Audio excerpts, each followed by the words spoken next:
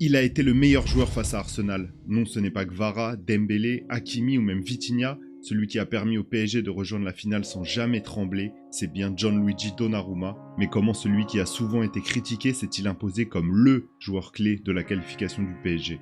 Plus jeune gardien à avoir débuté en Serie A à seulement 16 ans, Donnarumma n'a pas un parcours comme les autres. Précoce, annoncé comme le successeur de Gianluigi Buffon, il est sous le feu des projecteurs dès son plus jeune âge. Et alors qu'il s'affirme au Milan AC, sa carrière prend un tournant à l'été 2021. En fin de contrat, le portier et son agent Mino Raiola refusent l'offre de prolongation, jugeant le salaire trop bas. Le bras de fer est lancé, mais Milan ne rompt pas, et Donnarumma rejoint finalement le PSG. En concurrence avec Keylor Navas, Donnarumma s'impose peu à peu comme titulaire, mais connaît sa première désillusion face au Real Madrid en huitième de finale. Une prise de risque manquée devant Benzema qui coûte cher au PSG, Donnarumma devient la cible de critiques qui se répètent au fil des années. Pas assez fort dans les airs, pas un leader, absent dans les moments importants, Donnarumma peine à confirmer son statut jusqu'à cette saison où un déclic va se produire. Mis sur le banc par Luis Enrique face au Bayern, piqué dans son orgueil, Donnarumma revient plus fort que jamais et enchaîne les parades décisives en Europe, la séance de tir au but contre Liverpool, des arrêts importants face à Villa, jusqu'à cette double confrontation contre Arsenal,